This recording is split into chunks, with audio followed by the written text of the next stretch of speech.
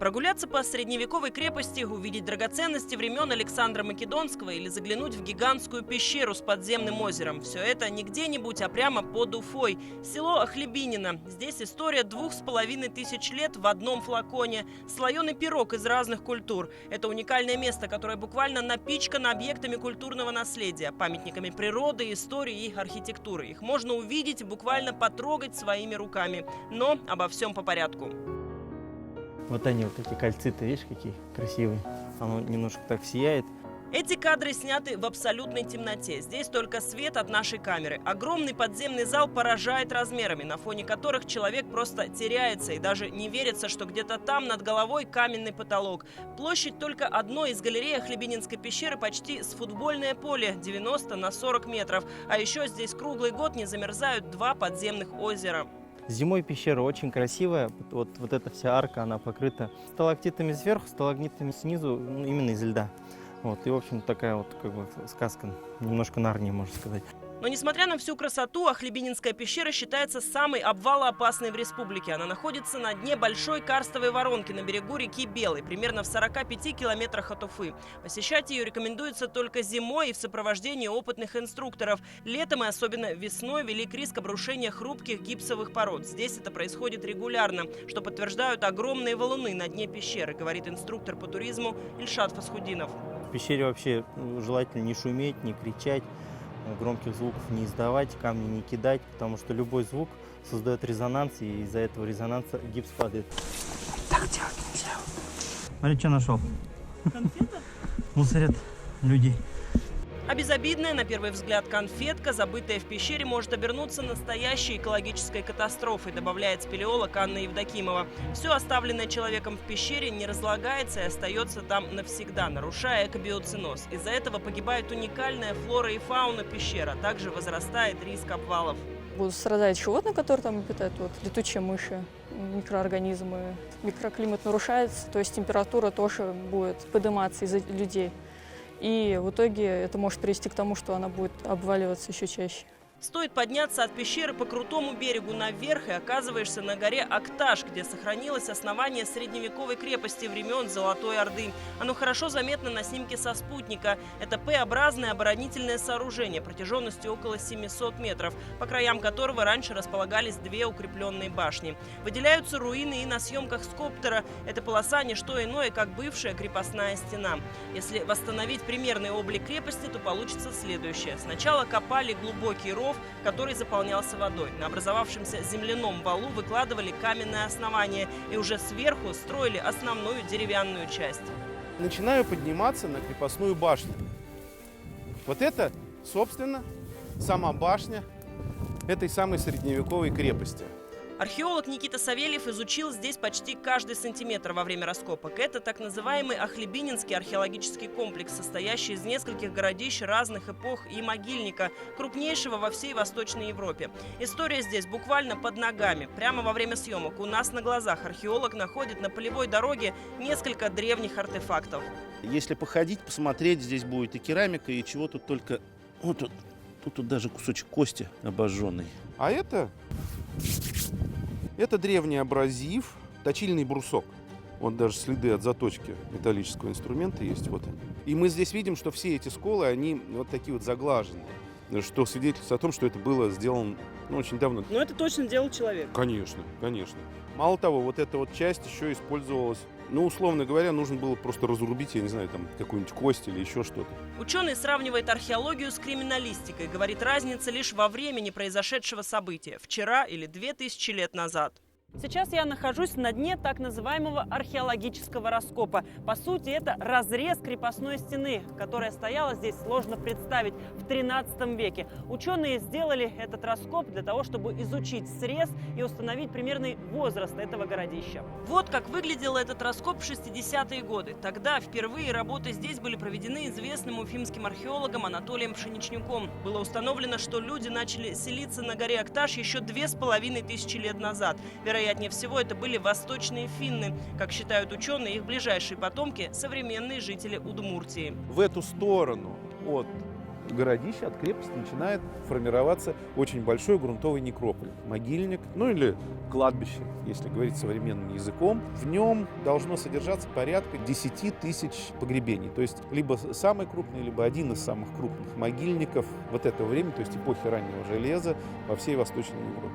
Археологи исследовали около 650 погребений так называемой караабысской культуры и сделали массу удивительных находок. Например, этим человеческим останкам 2000 лет, и они отлично сохранились. В то время женщин хоронили с золотыми и бронзовыми украшениями, мужчин с оружием, конской упряжью и другими атрибутами. Большинство артефактов сейчас хранятся в Музее археологии и этнографии в Уфе. Это коренные зубы медведя, просверленные и которые носились в виде бус. Это вообще удивительная вещь. Наверное, должен был показать, какой великий охотник, который не боится даже такого свирепого зверя, как медведь. В погребениях также были найдены боевые железные ножи, необычный топор, так называемый кельт, характерный для жителей лесной местности, а также мужской пояс с бронзовыми насадками, кожаная часть которого полностью сохранилась и не истлела за тысячи лет только за счет бактерицидных свойств бронзы. И, пожалуй, самые необычные находки – египетские или сирийские подвески с изображением, так называемые геммы. Их местное оседлое население, вероятно, выменивало у кочевников-сарматов, служивших наемниками у Александра Македонского. Подвеска с лицом человека, который почему-то приставил себе, значит, это палец к подбородку. И вот эти геммы и эти бусы, произведенные очень далеко, может быть, на Черном море, может быть, в Египте, может быть, в Сирии, они у нас здесь оказались найдены на территории Башкирии, совсем недалеко от Уфы. Загадочно выглядят и элементы китайской культуры. Бронзовые фигуры животных также найдены в Охлебининском могильнике. Это пантера, которая наклонилась немножко головой вниз и оскалила свои зубы. Вот такие пантеры, например, они просто одинаковые с теми, что находятся в Китае. Можно даже подумать, что сделано одной рукой. И тамошние бронзы каким-то образом, неизвестным для нас, оказались здесь. Сегодня на вершине горы Акташ, в самом центре могильника, можно увидеть большую колоннаду. Но к истории она не имеет никакого отношения. Ротонда появилась здесь всего несколько лет назад. Причем кто построил ее прямо на древнем кладбище, выяснить не удалось.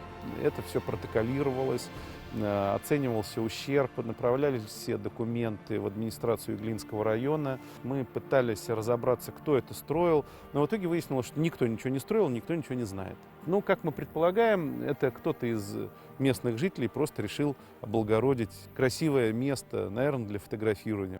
Теперь эта колоннада уже сама стала достопримечательностью. Сооружение возвышается над обрывом, откуда открывается потрясающий вид. Снизу слияние рек Сим и Белый, чуть выше Инзер. Это место еще называют Трехречьем. Просто обалдели от того, какая красота тут, панорама. Нам так нравится, что мы уже 3-й год ездим, и я думаю, что еще неоднократно приедем. Здесь же неподалеку природный памятник скала Большой Колпак, которая получила свое название из-за каменной шапки в верхней части, которая, к сожалению, обрушилась несколько лет назад. Но вид по-прежнему впечатляющий. Рядом скала Малый Колпак, не менее живописный. В самом селе Охлебинино можно отведать еще один слой культурного пирога. Здесь сохранились сразу несколько памятников истории архитектуры 19 и начала 20 веков. Прежде всего, это каменная церковь, которой почти 200 лет. Сохранилась фотография, на которой Троицкий храм в первоначальном облике. Это так называемый Александровский классицизм с поправкой на губернскую специфику. Как и для всех религиозных учреждений, советские годы стали для церкви тяжелым испытанием. Звонаря сбросили с колокольни, и он похороненный, а сам купол сбросили в реку Белую. Сбрасывали колокола, сбрасывали церковную утварь. Саму церковь тоже хотели сравнять с землей, но не получилось, рассказывает школьный учитель истории Лидия Арысова. В 30-е годы, когда ломали храм, его разломали только до карниза, а дальше сломать не смогли, потому что храм был скреплен вот такими мощными металлическими стяжками. Чудом избежал участи быть утопленным в реке и церковный колокол. После революции его использовали на пожарной каланче. Колокол был перенесен на пожарку. Рядом с церковью, несколько метров, стояла пожарка. Потом случился пожар, и пожарка сгорела. Колокол вместе со всем мусором, с хламом оказался во враге. Стряхнули все туда. Потом местные жители уже восстановили и вытащили этот колокол. И вот первый колокол, который был здесь, на этой церкви, это был вот этот колокол. Он даже видно следы обгоревшие. В период тотального атеизма в здании церкви был сначала склад, затем сельский клуб, а церковная ограда перекочевала к памятнику советским воинам. В 80-е годы она уже стояла на территории пионерского лагеря крестами вниз. Лагерь развалился, и эту ограду перенесли вот сюда. Но кресты спилили их. И ограда стоит, вот охраняет наших погибших воинов. Восстановление Троицкого храма началось в 90-е годы. Надстроили колокольню, купол, правда, уже в измененном виде. Ну вот, собственно, вот это вот уровень, где сохранилась историческая кладка. Вот выше это все уже новодело, вот сами видите. Вот она лепнина начала 19 века, та самая изначальная. Это была внутренняя лепнина, и отсюда уже дальше начинался купол. Местные жители сумели сохранить старинный крест и несколько икон, и теперь вернули их церкви. Одна из них под названием «Тайная вечеря» нуждается в реставрации. Удивительным образом сохранилась эта икона. Ее принесли местные жители. Чтобы сохранить икону в то время, в советское время, конечно, это был подвиг, потому что за это могли убить, повесить и отправить в ссылку куда-нибудь в Сибирь. Само село Охлебинино появилось в середине 18 века и получило название по фамилии своего основателя, помещика Охлебинина, который выкупил эти пустующие земли у местного башкирского населения.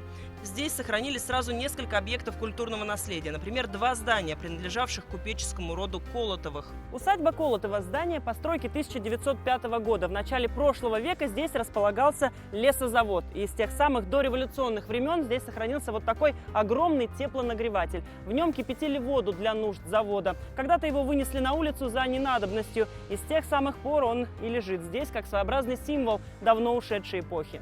Здание завода примечательно тем, что это один из редкостных памятников промышленной архитектуры, есть такой стиль, индустриальной архитектуры или промышленной архитектуры, которые сохранились вообще, дошли до нас от Уфимской губернии.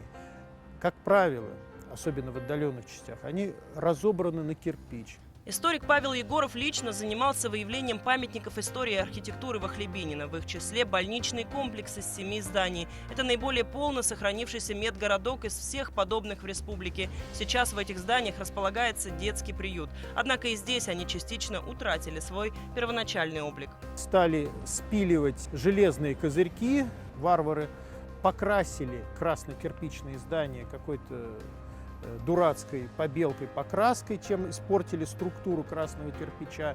Если в городе, наоборот, старательно очищают, реставрируют, ну, видимо, нашелся какой-то не совсем умный главврач, который вот это сделал.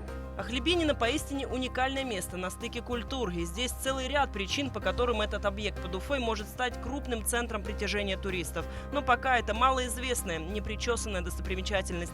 Ни табличек, ни информации об объектах культурного наследия. Средневековая крепость порастает бурьяном, а добраться до природных памятников можно лишь по рыбацким тропам. Впрочем, мы уверены, что сейчас на волне развития туризма в Башкортостане этот своеобразный музей под открытым небом все же получит заслуженное внимание.